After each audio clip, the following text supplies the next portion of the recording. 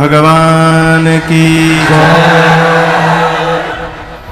श्री बाल कृष्ण भगवान की उमापति महादेव की पवन सुत हनुमान की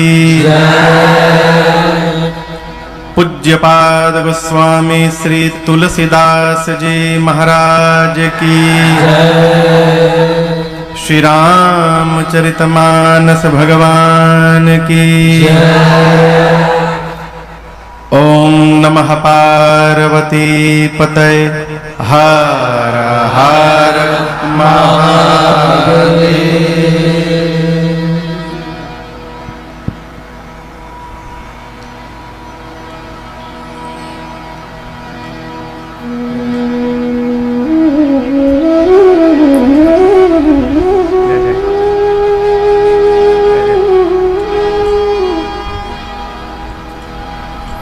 भैया आगे से मत आई जाए करो जगह जाएगा पीछे से आओ जाओ। अनंत अनंत कोटि ब्रह्मांड नायक अकारण करुणा वरुणालय परात्पर ब्रह्म भगवान श्री राघवेंद्र सरकार के चरणों में बारंबार वंदन। भूतनाथ भगवान विश्वनाथ, मां अन्नपूर्णा एवं अनंत बलवंत श्री हनुमंत लाल जी महाराज के श्री चरणों में साष्टांग दंडवत। कलि पावना अवतार प्रातः स्मरणीय परम पूज्यपाद गोस्वामी श्री तुलसीदास जी महाराज के श्री चरणों में बारंबार वंदन। बिहार के रोहतास जिले में स्थित आपका ये ग्राम खैरा भूधर, यही नाम है ना भैया?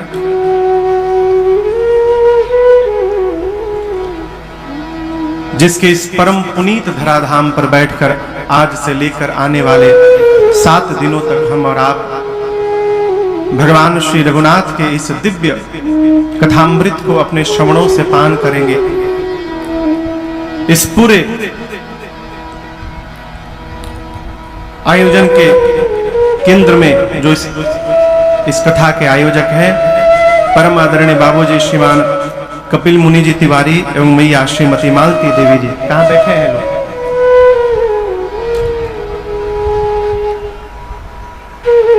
ये कौन यजमान हलो? एक आदमी है न एक आदमी ही जा बैठल बा। जोड़ा में बैठे के चाहिए ना। बाबूजी रुआ हो जा माई के लगे चल जाएंगे।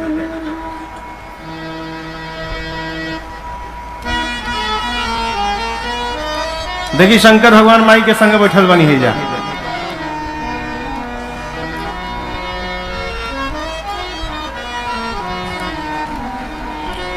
का एक संग ना बैठे निका बाबूजी?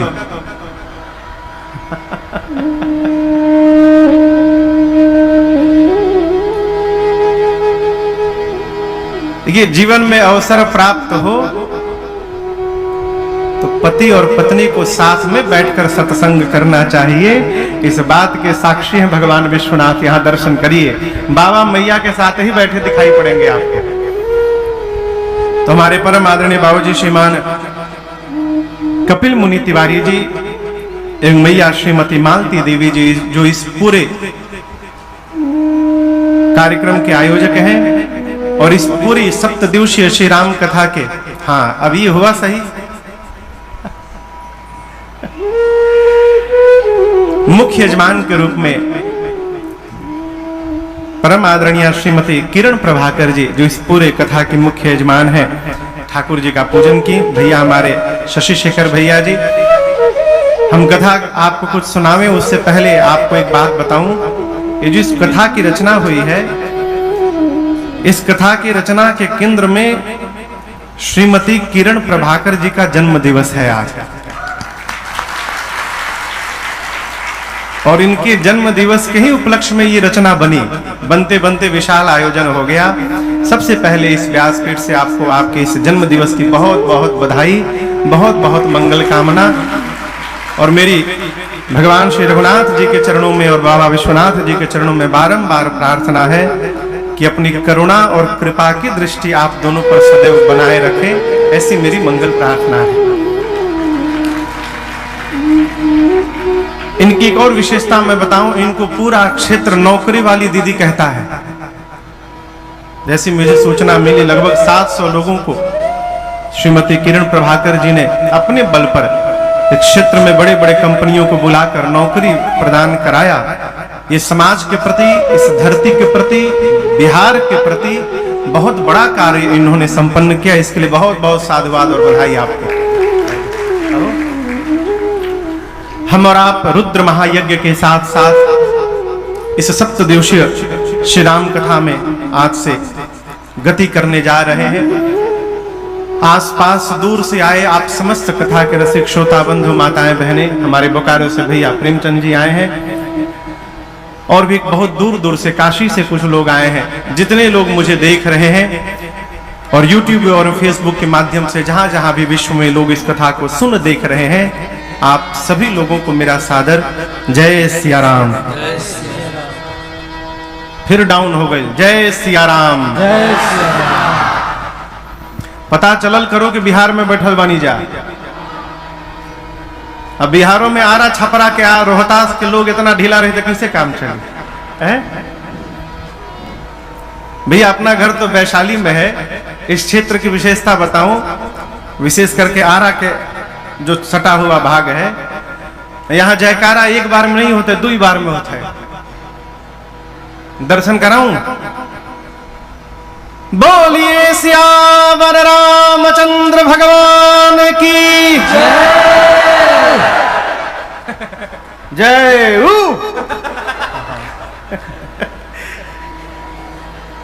ये केवल सुनने को बिहार में मिली। हाँ, हमहू बिहारे के हैं, इसीलिए बिहार में कथा गाने में और आनंद आवत है। आज से लेकर आने वाले 7 दिनों तक हम और आप जिस सदग्रंथ के आश्रम में बैठकर यहाँ कथा गाएंगे और श्रवण करेंगे, उस ग्रंथ का नाम है श्री रामचरितमानस। क्या नाम है? पूज्यपाद गोस्वामी तुलसीदास जी महाराज बालकांड के प्रारंभ में ग्रंथ के परिचय देते समय कहते हैं, ये ग्रंथ कौन सा है? रामचरित मानस ए नामा सुनता श्रवण पाय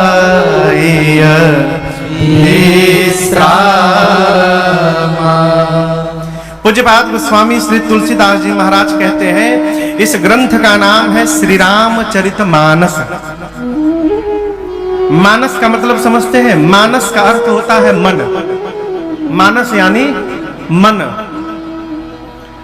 गोस्वामी जी ने इस ग्रंथ का नाम श्री रामचरितमानस अकारण नहीं लिखा है।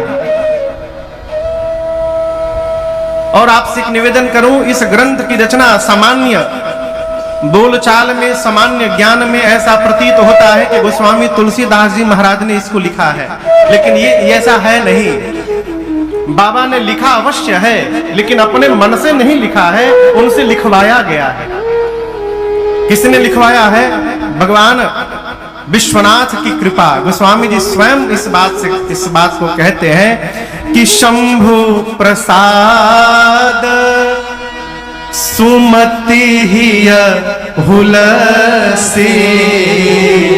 भगवान विश्वनाथ और मां अन्नपूर्णा की जब कृपा भई, तब गोस्वामी जी कहते हैं सुमति ही अहुलसी। और मेरे द्वारा इस ग्रंथ की रचना भई, लिखवाया भगवान शंकर ने। और जगत में क्या कहा गया? रामचरितमानस कवि तुलसी। लिखवाया बाबा ने, लेकिन समाज में क्या फैला कि गोस्वामी तुलसीदास इसके रचनाकार हैं। जीवन में प्रामाणिक व्यक्ति के द्वारा कही हुई बात पर विश्वास करने का स्वभाव बनाइए। हम और आप जिस देश में रहते हैं, इस देश का एक सहज स्वभाव है, जिसको ककहरा भी नहीं मालूम है वो पीएचडी करने का सलाह देता है। जिसको कोई जानकारी नहीं है वो भी राय अवश्य देगा अपना। आपको ऐसा करना चाहिए। हमारे महाराज श्री कहते हैं, जो व्यक्ति जीवन में लक्ष्य को प्राप्त कर चुका है उसी की दिशा में चलने से हमारी दशा में परिवर्तन दिखाई पड़ेगा, अन्यथा हम स्वयं भटक जाएंगे। गोस्वामी तुलसीदास जी इस बात को प्रारंभ में ही स्पष्ट करते हैं कि इसको मैंने नहीं लिखा, किसने लिखा? बाबा ने लिखा है। क्योंकि भगवान विश्वनाथ से अधिक प्रामाणिक कोई दूसरा होने वाला नहीं है।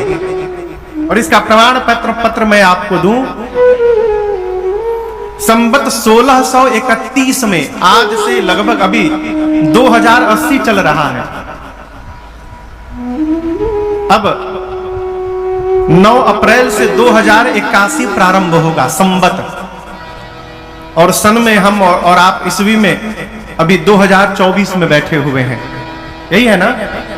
संवत 1631 में लगभग आज से 449 कहिए अथवा 450, 450 साल पहले गोस्वामी तुलसीदास जी महाराज इस ग्रंथ को लिखना प्रारंभ करिए। गोस्वामी जी कहते हैं संवत 1631 में, स्थान क्या है? अयोध्यापुरी। स्थान कौन सा है? अयोध्यापुरी। दिन कौन सा है? बाबा कहते हैं जेहि दिन राम जन्म श्रुति गावै, अर्थात श्रुति कहते हैं वेद भगवान को। वेद भगवान जिस दिन राम जी के जन्म की तिथि बताते हैं, राम जी का जन्म कहिया भई रहे? कहते हैं जेहि दिन राम जन्म श्रुति गावै, अर्थात श्रुति कहते हैं वेद भगवान को। वेद भगवान जिस दिन राम जी के जन्म दिन कौन है? मंगलवार। स्वामी जी कहते हैं 1631 में अयोध्यापुरी में नौमी भौमवार मधुमासा। इतना ही नहीं, कोई भी बात की गवाही जब ली जाती है तो पूछा जाता है वहां कौन कौन था गवाही देने के लिए। आपको बात बताऊं, जिस दिन रघुनाथ जी के जन्म की तिथि आती है नौमी तिथि, नौमी तिथि के दिन श्रीधाम अयोध्या जी में धरती नहीं ब्रह्मांड के जितने तीर्थ हैं अपने को कृतार्थ करने के लिए अयोध्या पहुंचे रहते हैं। गोस्वामी जी कहते हैं जेहि दिन राम जन्म तीरथ सकल चले सारे के सारे तीर्थ अयोध्या में उपस्थित रहते हैं। ये प्रसंग के आश्रम में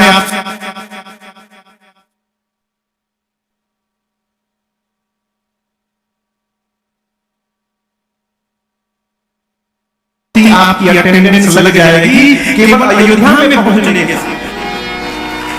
एक स्थान पर जाने से सारे तीर्थों की यात्रा आपकी पूरी हो गई। जिस दिन, जिस क्षण, जिस मुहूर्त में, जिस घड़ी में, जिस बेला पर, जिस दिन में, जिस स्थान पर भगवान श्री रघुनाथ जी ने अवतार लिया, उसी दिन, उसी समय, उसी स्थान पर, उसी ग्रह नक्षत्र के समय गोस्वामी तुलसीदास जी मानस को लिखना प्रारंभ किए। ये तुलनात्मक दृष्टिकोण कहता है कि ये श्री रामचरित मानस किताब नहीं है, ये श्री रामचरित मानस कलिकाल में मेरे रघुनाथ जी का अवतार है, ये भगवान का वांगमय स्वरूप है। इनको किताब मानिएगा तो जीवन में फलित नहीं होगा। श्री रामचरित मानस जी को साक्षात भगवान मानिए। राजन जैसे गंवार को ये पोथी जी पूरी दुनिया घुमा रही है, अपात्र को पात्रता देकर पूरे संसार में घुमा रही है केवल ये पोथी जी। क्यों? ये साक्षात भगवान है। विश्वास करिएगा तो विश्वास आपको फलीभूत होगा। जीवन में कोई भी कार्य करिए, सबसे पहले आपको विश्वास में होना पड़ेगा। आप भजन करिए, आप नौकरी करिए, आप व्यापार करिए, खेती करिए, कुछ भी करिए, यदि आपको स्वयं के प्रति विश्वास नहीं है तो हजारों साधन एकत्रित करने के बाद आप सफलता प्राप्त करने वाले नहीं हैं। पहले आत्म को, अपने आप को विश्वास में लाइए। गोस्वामी जी कहते हैं बिनु विश्वास भगति नहीं, अत्ते ही बिनु द्रव ही न रहा है। भक्ति बाद में करिए, पहले विश्वास में रहिए कि ये भगवान है। बहुत पहले एक श्रोता ने मेरे से प्रश्न किया, महाराज हम मलवा जपे नहीं तो भगवान के पता चलेला ना कि हम जपता नहीं। कई लोग भीड़ में बैठे रहे तो जपते जपते बीच में आंख खोल खोल के देखते भी हैं, लोग देख रहे हैं कि नहीं देख रहे हैं।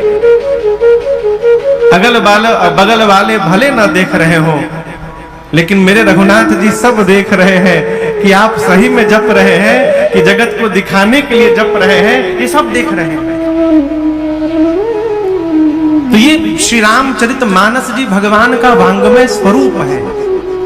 गोस्वामी जी ने संवत 1631 में लिखी, लिखकर काशी में जब आए, आपके बगल में काशी नगरी है, तो उस समय काशी के जो विद्वान थे, उन विद्वानों ने कहा कि ये ग्रंथ नहीं हो सकता है। गोस्वामी जी बोले क्यों? विद्वानों ने कहा ये तो गांव की भाषा में लिखी गई है। अच्छा, वस्तुतः देखिए, गोस्वामी जी मानस जी को लिखना प्रारंभ किए थे संस्कृत में ही, दिन भर लिखते थे। जैसे अन्य ग्रंथ हैं, श्रीमद् वाल्मीकि रामायण ले लीजिए, अध्यात्म रामायण ले लीजिए, आनंद रामायण ले लीजिए, ये सारे रामायण संस्कृत में लिखे गए हैं। गोस्वामी जी भी लिखना प्रारंभ किए, दिन भर लिखकर रात को सोए, सवेरे जगे तो देखे कल जो लिखा था वो सब मिट गया अपने आप। दूसरे दिन फिर लिखे, अगले दिन वो भी मिट गया। ऐसे 7 दिन चला, दिन भर लिखते थे, रात में अपने आप मिट जाए। 7वें दिन रात्रि में भगवान शंकर, बाबा विश्वनाथ और मां अन्नपूर्णा ने, मेरी मां पार्वती ने दर्शन दिया गोस्वामी जी को और कहा, गोसाई जी आप श्री रामचरित मानस जी की रचना संस्कृत में न करिए, आप इनकी रचना गांव की भाषा में करिए, अवधी भाषा में करिए। और इसका परिणाम और प्रभाव मैं आपको बताऊं। आप में से यदि किसी से पूछूं कि वाल्मीकि रामायण का श्लोक बताइए, तो कितने लोग को याद है? हाथ उठाइए। एक भी आदमी नहीं उठा रहे हैं। चलिए, 1-2 लोग को याद होगा, मान सकते हैं, हमको नहीं याद है। यदि आपसे पूछे गीता का श्लोक कितने लोगों को याद है? भैया उठाए हैं, बाबूजी लोग उठाए, 10-12 लोग को याद है। 1-2 श्लोक हमरो याद है, भैया को भी याद है। यदि आपसे पूछे शिव महापुराण का श्लोक कितने लोग को याद है? शिव महापुराण क्यों नहीं क्यों उठावट? अब यदि आपसे पूछूं कि श्री रामचरित मानस जी की कम से कम एक चौपाई कितने लोगों को याद है? एक चौपाई, हाथ नीचे करिए। कितने लोगों को नहीं याद है? डरिए मत, नंबर ना कटिए जा। कितने लोगों को नहीं याद है एक चौपाई भी? जो उठाए हैं उन सबको भ्रम है कि हमको नहीं याद है। आप नहीं, धरती पर ऐसा कोई सनातनी नहीं है जिसको मानस जी की एक चौपाई याद ना हो। याद सबको है। क्या याद है महाराज? मंगल भावनाया मंगल हारे, मंगल भावनाया मंगल हारे, द्रवहु सुदशरथ अजीर बिहारे, द्रवहु सुदशरथ अजीर बिहारे, द्रवहु सुदशरथ अजीर बिहारे, द्रवहु सुदशरथ अजीर बिहारे। ये कितने लोगों को याद था पहले से? पहले कहे ना हाथ उठनिए सब है। और यही नहीं, आप में से कितने लोगों को दोहा याद है? कम से कम एक दोहा रामचरितमानस जी का। और कितना लोग के नहीं खे याद? एक दोहा कम से कम कितने लोग को नहीं याद है? सबको याद है। मालूम ही नहीं है कि हमको ये दोहा श्री रामचरितमानस जी का है। श्री गुरु चरण सरोज रज निज मन मुकुर सुधार बरनो रघुबर विमल जस जोदायक फल चार। ये दोहा कितने लोगों को याद था? सबको याद है। लेकिन महाराज हम तो जानते थे कि श्री हनुमान चालीसा जी का दोहा है। नहीं, ये अयोध्या कांड का प्रथम दोहा है। अब जीवन में कब वो खोल के देखबे नहीं किए मानस जी को तो पता कैसे चले। किताब आरती उतारने के लिए नहीं होते हैं, पुस्तक पढ़ने के लिए होते हैं। पुस्तक में पड़ी हुई विद्या यदि पुस्तक से निकलकर मन तक न पहुंचे तो उस विद्या का कोई प्रभाव पड़ने वाला नहीं है। एक आदमी था भैया, शशि भैया, वो अपने रिश्तेदारों की सूची बनाया था, 55 रिश्तेदार की सूची, और हर रविवार को एक रिश्तेदार के घर जाता था। कहता था भैया आज बैंक बंद बा, का बोली बहुत रुपया बा बैंक में, बहुत, लेकिन आज तो बंद बा, 5000 रुपया हमको दे दीजिए। क्या करें, बैंक में तो बहुत रुपया है लेकिन आज रविवार है, बैंकें बंद है। 5000 मांग कर लावे, एक सप्ताह चकाचक रहे, फिर अगले रविवार को दूसरे रिश्तेदार के यहाँ। ऐसा होमवर्क किया था कि एक रिश्तेदार के पास साल में एक ही बार जाना पड़ा। एक बार एक रिश्तेदार ने कहा, बताओ तुम रविवार को ही क्यों आते हो? यदि रविवार को बैंक बंद है तो सोमवार को चले जाओ। जब आते हो साल में एक बार 5000 मांग के ले जाते हो, फिर दोबारा दिखाई नहीं देते हो। बैंक में इतना रुपया है तो क्या दिक्कत है? उसने कहा रुपया तो बहुत है बैंक में, लेकिन अकाउंट नहीं है मेरा उस बैंक में कोई। तो कह तो सही रहा था कि बैंक में बहुत रुपया है लेकिन अकाउंट नहीं है, तो उस बैंक के रुपए का आपको कोई लाभ मिलने वाला नहीं है। उसी प्रकार इस श्री रामचरित मानस रूपी बैंक में बहुत ज्ञान रूपी रुपया है, लेकिन जब तक आप इसमें अकाउंट नहीं खोलिएगा इसके ज्ञान का प्रभाव आपके जीवन पर पड़ने वाला नहीं है। अकाउंट खोलिए, अकाउंट खोल के डेबिट क्रेडिट करिए। जमा करने को क्या कहते हैं? क्रेडिट करिए, अपना समय इसमें क्रेडिट करिए और इसका ज्ञान अपने जीवन में डेबिट करिए। ये इस बैंक का लाभ दिखाई पड़ेगा। गोस्वामी जी ने अवधी भाषा में लिखी। काशी के विद्वान बोले हम इसको स्वीकार नहीं करेंगे। गोस्वामी जी बोले मैंने लिखा नहीं है, लिखवाया गया है। बाबा विश्वनाथ जी ने लिखवाया है और बाबा ही इसको प्रमाणित करेंगे। विद्वानों ने कहा ठीक है। और आपको बताऊं जो गर्भगृह है बाबा विश्वनाथ का, उस गर्भगृह में श्री रामचरित मानस जी को सबसे नीचे रखा गया। उनके ऊपर 18 पुराण रखे गए, 6 शास्त्र रखे गए और 4 वेद भगवान को रखा गया और रखकर मंदिर का किवाड़ बंद कर दिया गया। रात भर गोस्वामी जी बाबा विश्वनाथ के मंदिर के बाहर बैठे रहे और रोते रहे, बाबा अब आप ही के हाथ में मेरी लज्जा है। और आपसे बताऊं, जब भोर बेला में देवताओं ने, ब्राह्मण देवताओं ने मंदिर का पट खोला तो क्या देखा कि जो श्री रामचरित मानस जी सबसे नीचे रखी गई थी वो सबसे ऊपर आ गई थी। सभी ग्रंथों के ऊपर श्री रामचरित मानस जी थे और उस मानस के प्रति के प्रथम पृष्ठ पर भगवान शंकर का हस्ताक्षर बना हुआ था। बाबा विश्वनाथ ने लिखा था अपने हाथों से, सत्यम शिवम सुंदरम। ये शब्द ही वहीं प्रकट हुआ, अर्थात इसमें जो लिखा गया है वही सत्य है। शिव का अर्थ है कल्याण, यही जगत का कल्याण करने वाला है और यही भगवान रघुनाथ का सुंदर चरित्र है।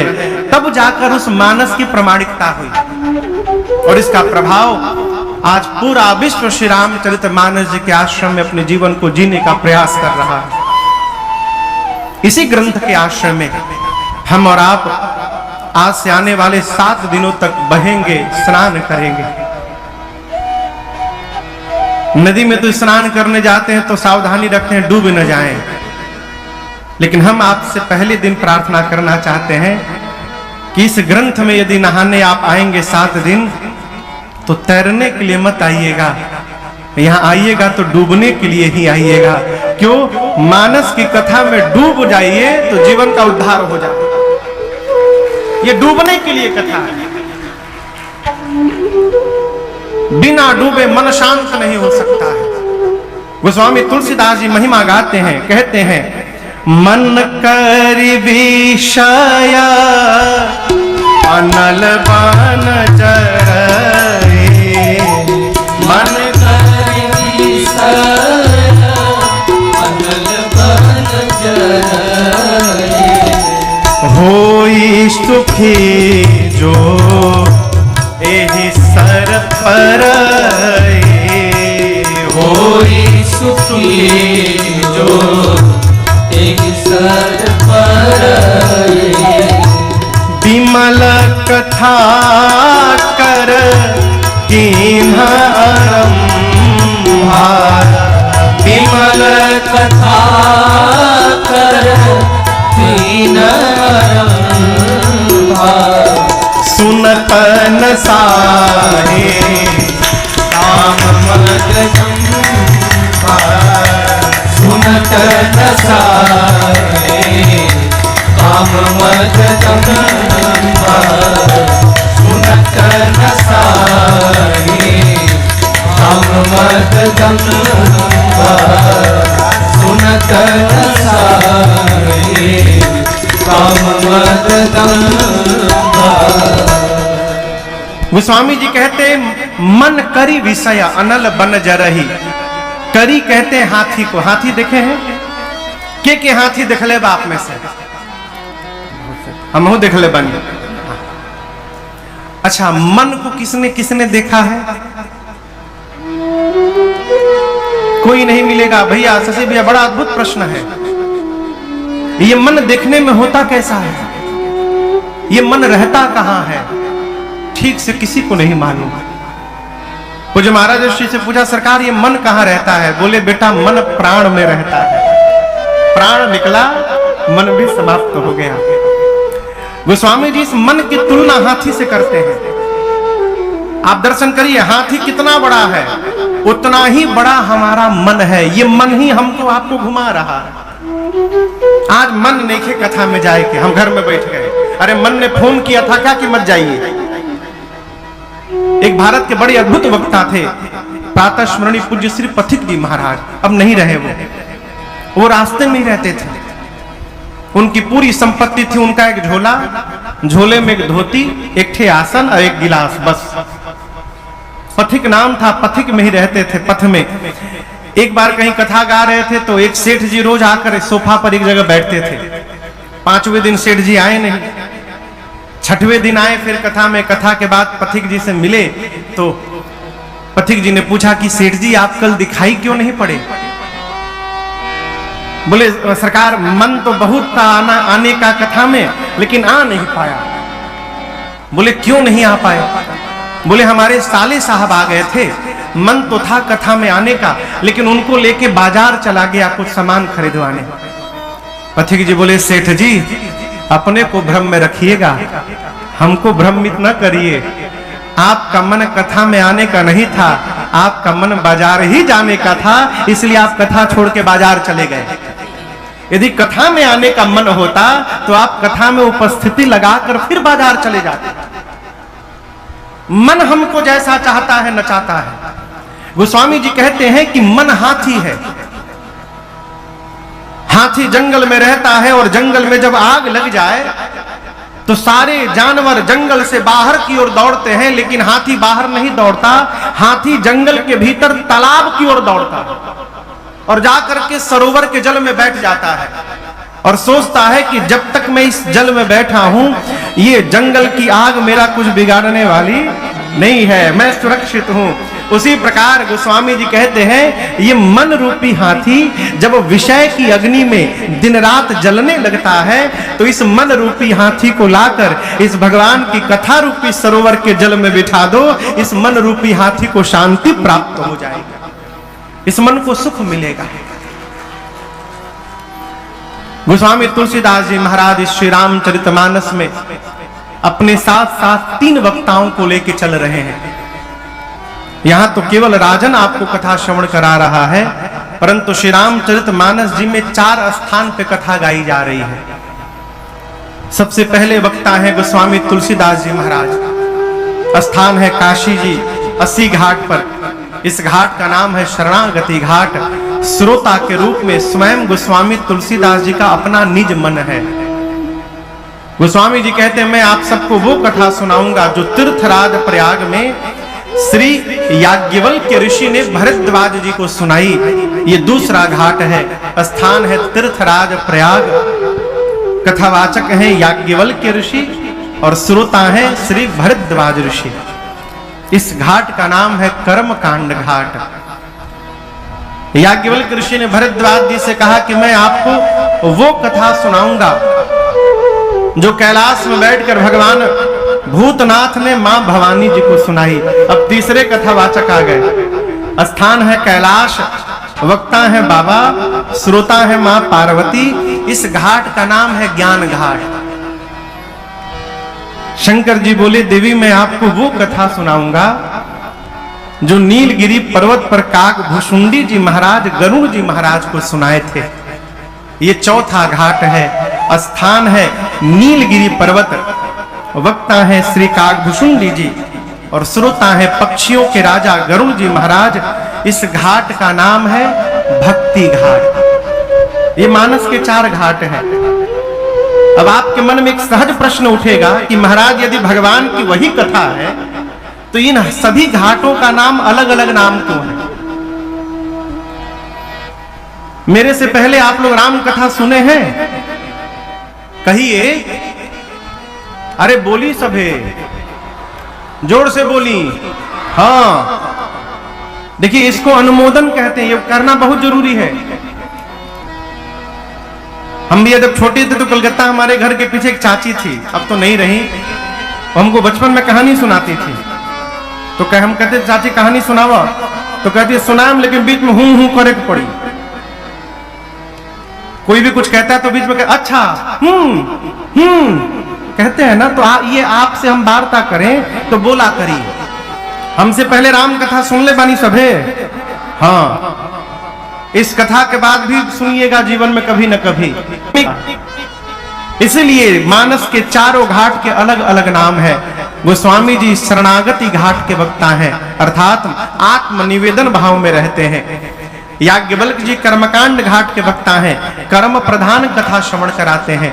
भगवान शंकर ज्ञान घाट के वक्ता हैं, ज्ञान की कथा श्रवण कराते हैं। और काकभूषुंडी जी महाराज भक्ति घाट के वक्ता हैं, वो भक्ति से ओत प्रोत होकर कथा श्रवण कराते हैं।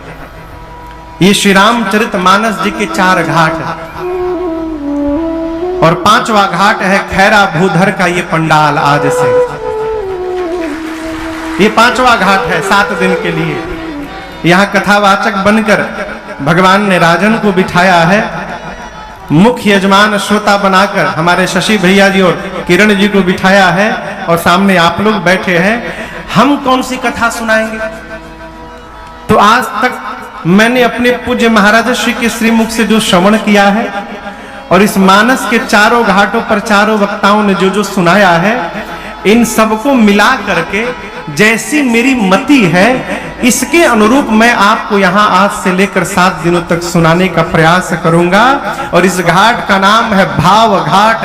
हम भाव से सुनाने का प्रयास करेंगे और ये आशा करेंगे कि आप भाव से बैठकर श्रवण भी करें।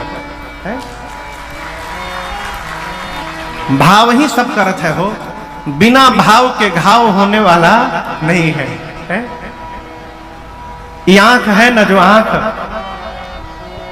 भाव से किसी के साथ लड़ाइए तो प्रेम हो जाएगा, अभाव से लड़ा दीजिए तो मार हो जाएगा, और स्वभाव से यदि इनसे लड़ा दीजिए तो जीवन का उद्धार हो जाए। ये भाव का परिणाम है। सभी कथावाचकों ने महिमा गाई। मैंने अपनी पूज्य महाराज श्री के श्रीमुख से जो महिमा श्रवण की है, राम कथा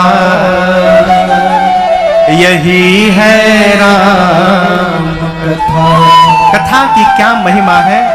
कथा सबसे पहला जो कार्य करती है जीवन की व्यथा को समाप्त करती है।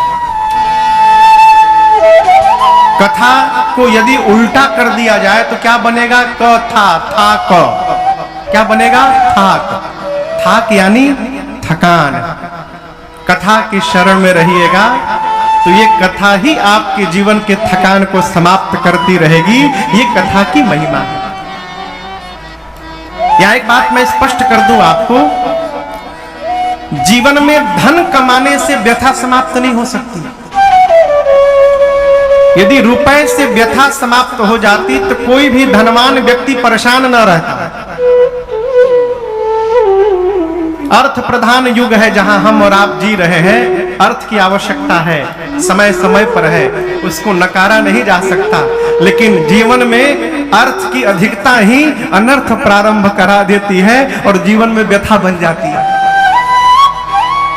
कथा ही एक साधन है जो जीवन की व्यथा से आपको मुक्ति दिला सकता है, दूसरा कोई उपाय नहीं है। ये कथा की सबसे बड़ी महिमा है। एक लड़का, भैया एक लड़का पढ़ के आया MBA, मैं सत्य घटना सुना रहा हूं।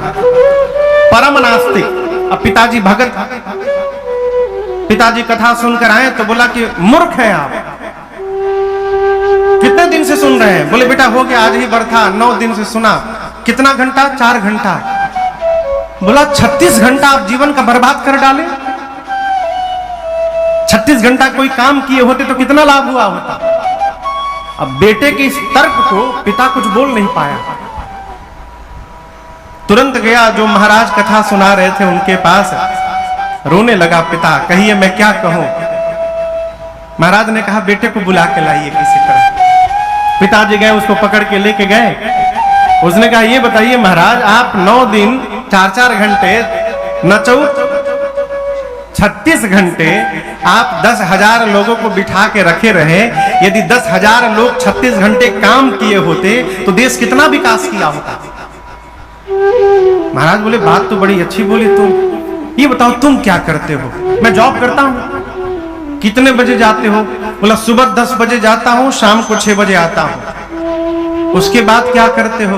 उसके बाद थोड़ा कुछ जलपान करके दोस्तों के साथ घूमता हूं और 10 बजे तक खा के सो जाता हूं। सुबह कब उठते हो? 5 बजे।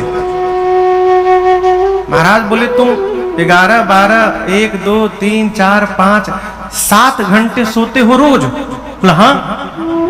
महाराज बोले मूर्ख हो तुम, बताओ तुम 7 घंटा सोने में बर्बाद कर रहे हो। यदि 7 घंटा काम किए होते तो देश कितना आगे बढ़ा होता। बोला कैसी बात कर रहे हैं आप? मैं 7 घंटा सोता हूं तो अगले दिन भर काम करने की ऊर्जा प्राप्त होती है मुझे। महाराज ने बोला बेटा उसी प्रकार तेरा बाप साल में 36 घंटे कथा सुन लेता है तो साल भर काम करने की इसको ऊर्जा प्राप्त होती है, इसलिए आता है सुनने के। जीवन में यदि आपका मन स्वस्थ नहीं है तो आप कोई भी कार्य करिए उसका 100% परिणाम प्राप्त होने वाला नहीं है। शरीर स्वस्थ भले ना हो, मन स्वस्थ होना चाहिए। आप नौकरी करिए, व्यापार करिए, यदि आपका मन स्वस्थ नहीं है, आप कितना प्रयास कर लो कुछ होने वाला। मन स्वस्थ कैसे होगा? केवल और केवल भगवत कथा उपाय है, दूसरा कोई उपाय नहीं। कैसे महाराज? भगवत कथा गाते सुनते सुनते ये पता चलता है अंत में कि हम व्यर्थ में भ्रम पाले थे कि हम कर रहे हैं, हम तो केवल निमित्त मात्र बने हुए थे, करने कराने वाला कोई दूसरा बैठा हुआ है। और ये भ्रम ही हमसे कहलवाता है। कई लोग घर परिवार में कहते हैं उड़ाला उड़ाला मजा उड़ाला बाबू ना रहम तहिया बुझाई तारा। ब्रह्मा है का आप है? ना रहेंगे तो पता चलेगा। इस भ्रम से बाहर निकलिए। न किसी के लिए किसी का कोई कार्य रुका था, न रुका है, न भविष्य में कभी रुकने वाला है। आप यदि कुछ कर रहे हैं तो ये आप पर भगवान की कृपा है कि आप निमित्त बनने का सौभाग्य प्राप्त हुआ। इस बात का बोध कथा श्रवण करते करते होता। हम कथा गाने ना आते, कोई और आता। किरण जी कथा ना कराते, कोई दूसरा और करा लेता, लेकिन राजन गा रहे हैं और ये करा रही हैं, तो ये मुझे निमित्त भगवान ने बनाया गाने का, और इनको निमित्त बनाया आयोजन कराने का, और आपको निमित्त बनाया है बैठकर यहां श्रवण करने का। ये सब भगवत कृपा